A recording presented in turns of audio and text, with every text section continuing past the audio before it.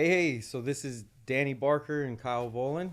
We're with EXP, and we wanted to make this video today to explain why we are upsetting the real estate industry in our area and why they're upset with us. Yeah. Kyle, So thanks for coming on today. thanks for having me. I appreciate it. Good. Yeah. So basically, Danny and I, we found a property owner who had a home that was very distressed, right? Right. And And you talked to the wife first, right? I did. I talked to the wife first, and then after that, we talked to Greg, and we could tell that Greg had let this property go a little bit. There was Right. a leak in the roof, right? And we talked to him about our approach, right? About how we think we could sell it for him, and we went and explored every option that we could, and one was a cash offer for 345. Right. Yeah, that's what we had got for him before we met with him. Went to the property and made a video, and the people were like, "Yep, 345. That's what we'll do." Right. Based on the video and them not physically being there.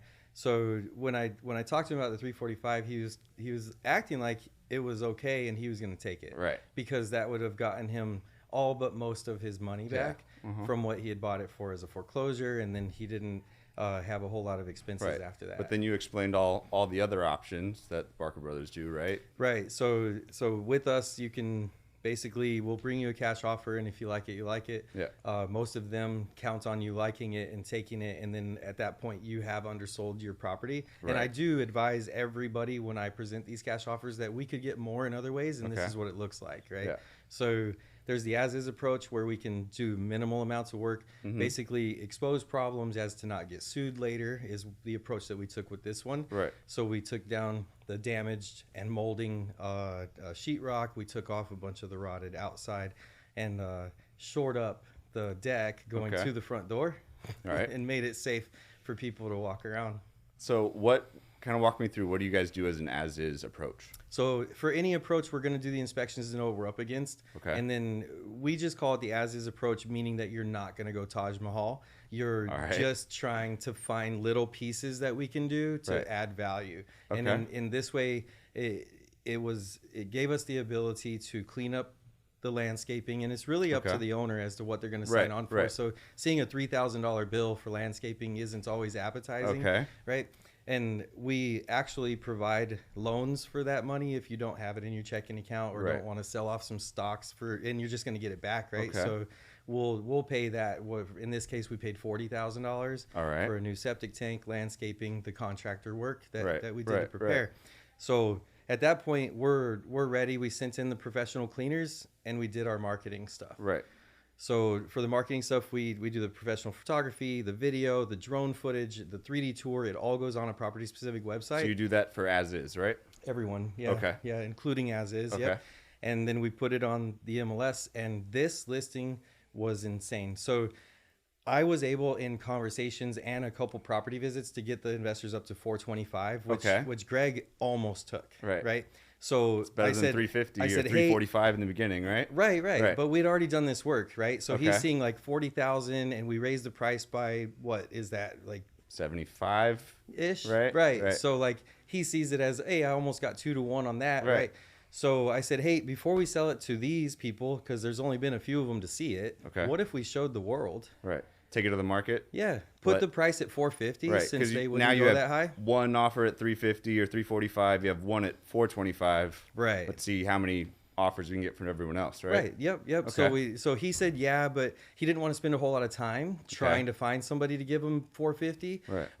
So at this point, it was a bit of a gamble if you don't know what you're stepping into, but I knew that it Right. was going to sell for at least 550,000. Okay. As is with what we did. Right. So I was confident in supporting him and saying let's go to the market. But what right. happened after that was Yeah. incredible. The investors were yelling at me. Right. Okay. Buyers agents were blowing up the phone. Right. They were asking for what's the price now? What's the price now? What's the price now? Okay. And we don't hide it because hiding it is only going to hurt our seller. So Yeah. we're like, we're at 550 now. Oh, Right. 565. Wow, 578. Holy smokes, Didn't you- 615. You mentioned something that was like over 1,000 viewings on the MLS, right? 1,100 Okay. real estate agents. It's pretty went- incredible. Clicked on that property to Right. see the photos and read the description and, Right. and see what it was that we were doing. And 100 of them, would you believe that over 100 of them were so upset with what we were doing that they clicked on our profile Yeah. to see who we were, that we're Who's doing this, Yeah, yeah, yeah. over-representing, Okay. right? Right. We're loaning the money, we're getting the work done, we're getting them this higher price that their buyers just are not, they don't have the appetite for it, Okay. right? So then we end up coming into this whole situation with 1,100 of these agents, over 150 personal showings. I personally showed 25 buyers, driving Okay. the price up for our seller, Yeah. right? These buyers are coming to me thinking that they're going to get some kind of a deal with the inside track. And I Okay. remind them, hey, my fiduciary duty is to the seller. Right. So here's the thing, best price, best terms, you win. If I'm your representation, then hey, I win too. Right. But I'm not going to misrepresent my seller in order Right. to in You order got to a get contract you a with deal. the seller, not Yeah. with these prospective buyers. The deal. You're trying to do the best by Greg. Yep. Right. And the best deal that anybody could negotiate for this dome. Uh-huh. It's a dome house. Some people say it needs to be torn down. Uh-huh. Right. The best offer was $707,000. No contingencies. Uh-huh. Straight to finish line. Wow. So a little bit better than 345 or $367,000 better, Yeah, uh-huh. minus the $40,000 of reimbursement that they Okay. owe us. So they're now going to cash a check for $300,000 plus instead of zero. yeah. And what'd it take? 3-4 weeks Yeah. of work. Okay. And a very busy week on the market. Got it. Very busy Yeah. week on the market.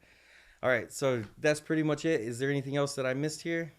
Not that I can really think of, but basically I think the point of the story is before you take that first cash offer, maybe call us or someone like us and That's true, have that's them true. kind of coach you through why you shouldn't take that first offer. Yep. Tell the person, thank you. I appreciate your interest in my asset. Yeah. Right? Right. It's my asset to sell. I'm going to see what the market has to say. So call us. We'll get it on the market for you. If we're not in your area, you can call me. I can interview agents out in your area to get you in the same kind of situation that our seller found himself in. Yeah.